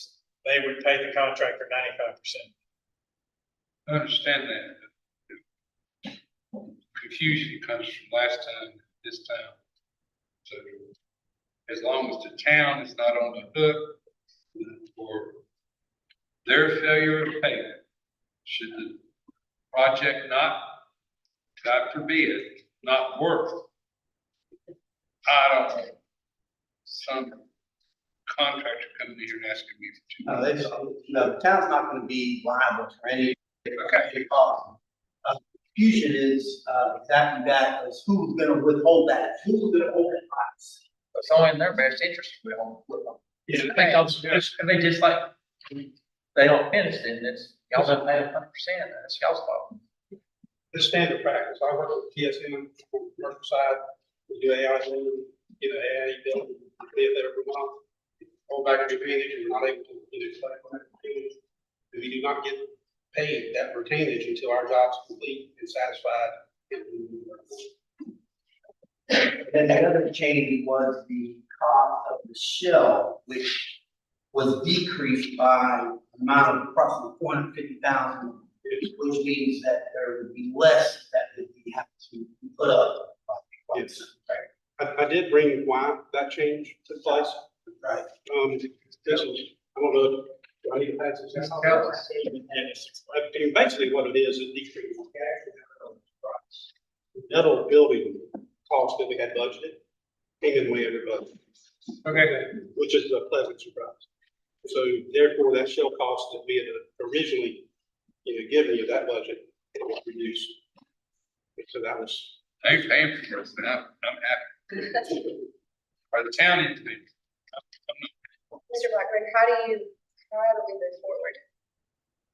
I think after Mr. Denton and Mr. Robinson explained the situation and assuring that the town is not on the hook, which we maybe use that again. But that being said, I think we involve in some they. Do we make a motion to approve this new contract, or how do we? And I just want to clarify one time, last conversation, I got the opinion that we would be on the best reason is 5%. We just guarantee that we're gonna let with something that we can fund ourselves.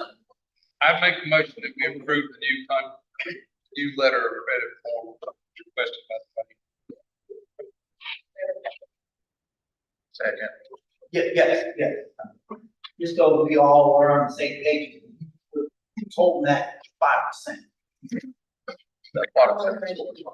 Say a second. The letter of credit says that zero is being withheld by the bank. All in favor? Any opposed? So carried. Thank you, guys. Thank you. Thank you for the update. Thank you.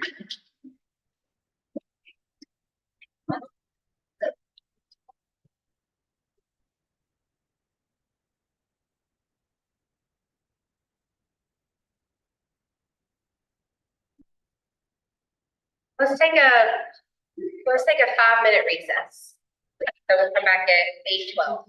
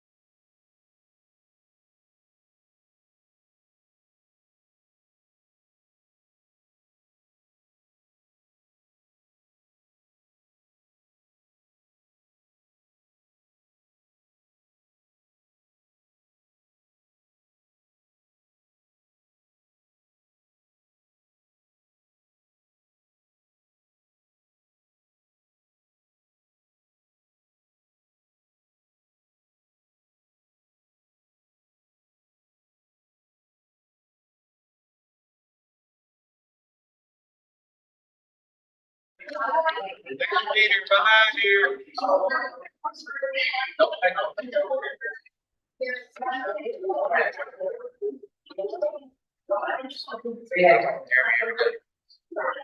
We see.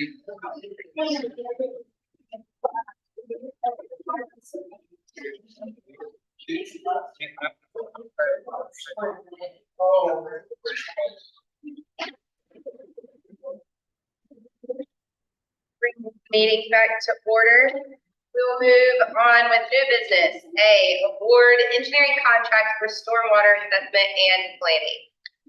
Yes, ma'am. Madam Mayor, Board of Aldermen, the town recently was awarded $400,000 grant from the North Carolina Division of Water Infrastructure for stormwater assessment and planning. RFQ, it's in my bottom tabs. Receipts, due back on February the 9th. The panel board consisting of 4 town employees reviewed the RFQ responses and graded the responders on a numerical scale and taking that score. Withers Ravenel was the highest score of the group, and town staff is recommending the contract for engineering services be awarded for this grant proposal. This grant award. If we award this to Withers Ravenel, they will be the engineer for the town for this project, correct? Yes, sir. So we won't have the same engineer. It will be their team. Their team, and they'll be the engineer, and they'll be the only engineer will be. Right, that's correct. This assessment, yes, sir. This needed council action to approve the contract. Do we have a motion to approve the contract? I make a motion, we approve the contract. Second.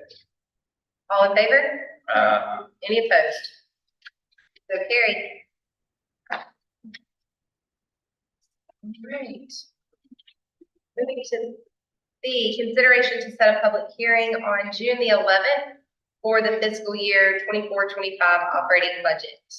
And that's just a housekeeping measure consideration by the board tonight. There will be a public hearing conducted on June 11th. The Board of Aldermen will solicit a comment for the fiscal year operating budget from the town of Dallas. Make a motion to set the public hearing. Second. All in favor? Any opposed? So carried. We'll move down to line item B, consideration of naming a new commissioner and alternate for the electricity EOC. Yes, Madam Mayor, this is, the town of Dallas is a member of the Lake Cities organization, which is power to. We have 2 positions. One is your commissioner or delegate, and then we have an alternate. Typically, it's a town staff member participates as well as the elected official. Willie Smith is our current, I believe, delegate, commissioner, and will be an alternate. Will be reappointed as well. Just to make. How do you guys move forward? We'll need a motion to appoint Willie as also an alternate position as well. That could be another staff member. I've seen it for elected officials, typically the mayor. I've seen it for a town manager, utility superintendent. How do you recommend that? And does anyone want to do it? I don't. Yeah. What do you think? Well, anyone qualified to attend those meetings, they meet quarterly. Historically, it would be the Concord. You're off of Speedway Boulevard. Typically about a 2-hour meeting. Willie, do you have anyone that you want to tag along with you? If there's no elected official, Yeah. that's really, I would suggest the town manager.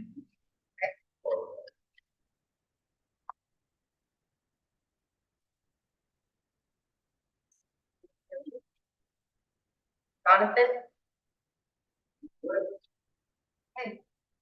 I make a motion to report Willie as the new commissioner and Jonathan as the alternate.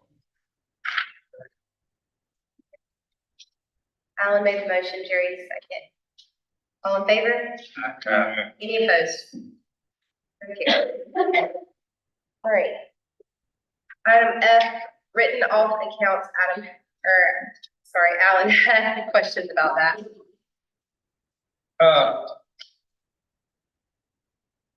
Being kind of new, we're writing off over $30,000 worth of bad debt.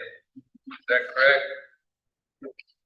And some of this debt, I don't understand. Like, there's a $9,000 debt, about $1,200 debt, $1,800 debt. First of all, how long do we let folks go to where they build up electric debt with that amount? On average, it's about 3 months. So what we do is quarterly, quarterly. We have to go back 3 months, we do the right report. So it's usually no more. All right, and do we in turn tell our attorney to go after them and try to get our money back? Well, we are part of the debt settlement program, so that's approved, we send, the manager sends us all to that settlement. They file taxes, they do that kind of stuff, we intern. It's not like we're losing the cost, because we're still collecting that $100%. Okay, so I did not know anything about debt set off, so I was getting ready to tell Tom he needed to work. Yes. So it's a program, and actually, they're against stage, so now, you try to a lot of companies. The ones that do not, so that's off, they handle it, and it's, I'll say, on average, twice a month, money comes back in. And if I'm on this list right here, can I get power turned on again in Dallas? So the balance runs with it until it's paid. Contract with that section. So if Alan Cloninger didn't pay his bill and owed $1,000, Alan Cloninger went to another house and tried to get power, you look at me and say, $1,000, and then I'll give you power, correct? That makes me happy. I'm happy, Mary. Glad to hear that. Well, I wanted to learn about it because when I saw $15,000, that's half of a police officer's salary. I mean, that's a lot of money to a town. Huh? That's your salary. Give a teacher a raise. But and I learned something. I didn't realize you got the debt set off in the taxes. And also, it was lottery. Yes, and tax returns. It's taken. That is great. Thank you very much. Mr. Blackburn. Oh, where did I? Oh, I put it up here. I did, okay. If I can, Madam Mayor, as I requested to add, discussion about public safety. Here, I've had phone calls from, individuals in the community, and especially in the area right around, Webb and Oil Street, where it intersects with Ryan. They are, and I think we talked one time before about the process of requesting speed humps, but they seem to have a little racetrack around that little curve that comes off of Webb and runs down into Oil. The individual that had requested, they're unable to be here this evening, but I did tell them that I would bring it to the board's attention. And I know this is not an issue that only takes place there in that section. I know it happens all over town. But some places are a little bit more dangerous than others, and that's the curve where there's a possibility car will run off You know, there are houses down there in that area. So, what is our policy as far as speed? Do we should do speed humps anymore? I mean, because I have that question because I asked this about a year and a half, 2 years ago, because I had somebody paying me about speed hump. I would go past them at different development. I was told we don't even do it. So what you would have to do on the policy we have is first thing you have to do is receive a form. And then we would have to do a traffic study in the neighborhood, which would consist of the radar sign that we have, and this time it's working, we have a radar sign that works, the one that you mount on the pole. What typically would have happened is you mount that radar sign on the pole for a period of 2 weeks. You monitor the traffic, you monitor, it would keep up with how many cars per day came through, what the average speed was. If they violated any speed limits within that range, then you take that traffic study back, I would present that to you as the board and say, this is what we concluded on the traffic study, and it would be up to y'all at that time to decide whether you wanted to put a speed bump there or not. And a lot of that would be based off of, I told you, we had, during a 12-hour period, we had 15 violations that went over the speed limit. Or if we had 2 violations, then it would be up to y'all to determine if that was a serious enough area to put speed bumps in. But the way it's set up now, first you do a traffic study. And I didn't know that. I do know we have some issues with some four-wheelers, dirt bikes, because that's over near Red Hills, and they like to go out through there. The problem we run into with that, Pastor Benton and all the boards, it's the manpower, having officers to be able to watch that running calls, and then having the vehicles to go after. Most of the time, if we can kind of see them or hear about them, we can kind of track it back to the house that we think they're at. But if we don't catch them on it, that's very hard to just pull up their driveway and tow it. But I do have my officers, and they will tow those things. If they catch them out on the roadway, they will tow them, they will cite them tickets, and it costs a pretty good bit amount of money to get this thing done. Now that I know that, I'm going to check officers, so keep a check in that area. I think about a year or so ago, when you talk about getting bad down on Willow Street, so I can address that with all the officers and tell them to keep an extra eye. The first step would be if we could do a traffic study. That's going to tell me how to get some kind of a new radar sign. Yes, A local sign.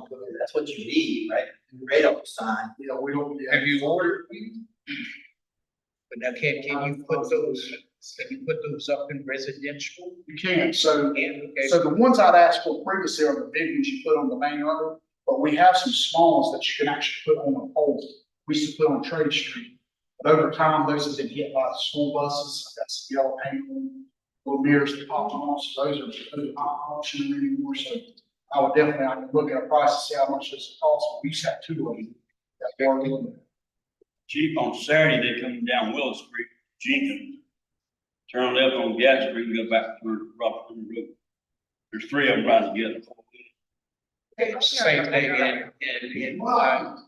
Yeah, right there below your church, right there, it's 100 feet.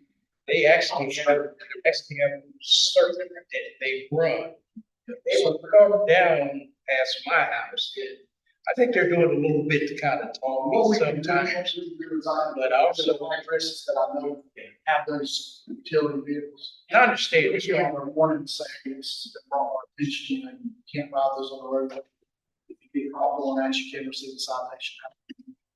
I understand the manpower issue, but again, I know that the reason that most people don't call, but by the time we call, they've already done their little run and aggravated. We try to do the proactive, we come out and address it with them, and talk to them, let them know a complaint's been brought forward.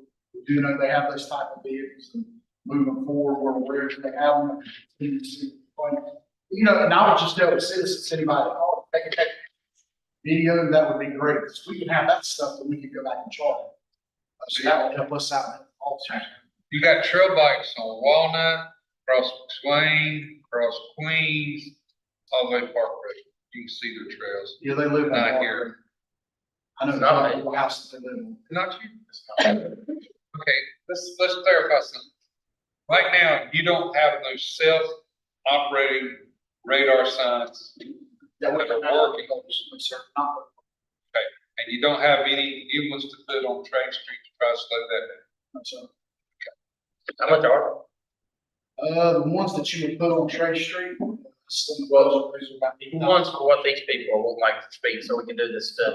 you're looking at about right around $4 sold gravel. Now, those are the ones you put on the pole. But you can move around different. locations. But we have some bigger ones for Trade Street in the budget, but we don't have nothing for the little ones. And how many little ones would you say we need? We had two, and I was able to use those in different areas of town, but at least two would be beneficial. What would be your optimal amount? 2, 4, 6, 8, 10? Four would be great. That would give me a chance to put them in different areas of town, but two. Two's better than nothing. Shut down. Yeah. Could you apply through the Governor's Crime Commission for grant purchasing? Don't have those on the list that we can get stuff. Like I said, the company that we've gotten from, I mean, I know it sounds like really not that expensive. If you go with the solar power, which is a whole lot better, the ones we had before were battery powered, and you have to change those batteries. Depending on how much traffic, you have to change the batteries out every day and a half. It wouldn't keep up because of all the traffic that's coming through. And Governor's Crime Commission, I used to be chairman of part of it. You would not get the money till next year. So that's the problem. And commission doesn't know how much money they're getting this year. I'm hearing, I don't know. for sure. Submit your budget. Already submitted your budget? Did any of that include? The ones on Trade Street, not the mobile ones that you can move around. Have we got any money for the mobile ones? Mr. Finance Manager, man? I think it is the regular budget number back in June. I personally feel like that we should look at the cost of getting forward. That way, when we get to what we already have, them, plus we can stay in different places. So I got a question. How much does it cost to put a speed bump in? How much will it cost us to put a speed bump in? Because the one in front of Carol Carter's house is in there. I think that's why the town kind of got out of it. We just did. I think that's why they put it Two, about 2 years ago. One on Lewis Street, the traffic out from school. Yeah, that's all. We put one there and one on Lewis.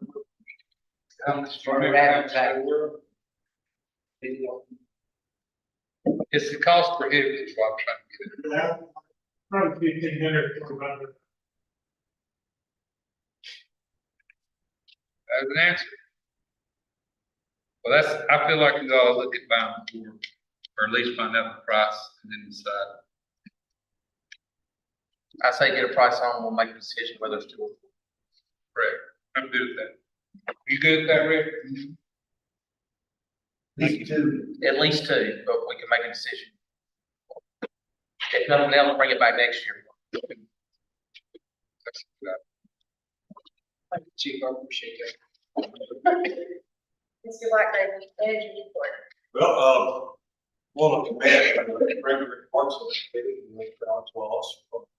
Very nice festival Saturday night, I understand. It's well attended, great weather, great talent being displayed.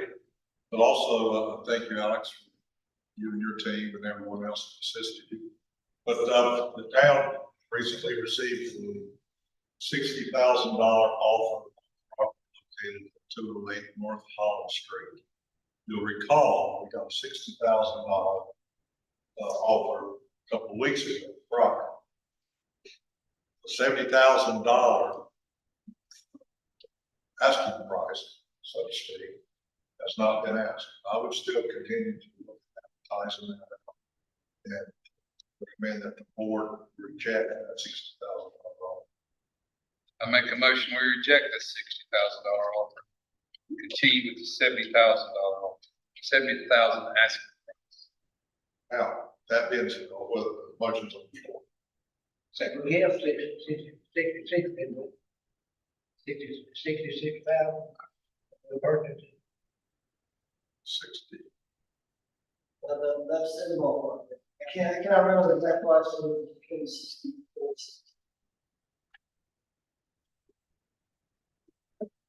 Do we have, yeah, there's the motion. And I said, Did you? Okay, all in favor? Any opposed? So carried. And That being said, council be receptive to staff reaching out to these two individuals. It's been rejected. You want to up your offer. Yes. yes. But we'll take that as a direct. Thank you. Right, anything else? Thank you, Mr. Blackburn. If you don't have anything else, yes.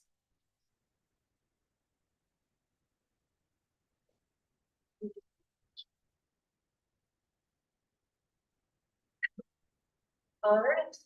We have a motion to adjourn. Make a motion to adjourn.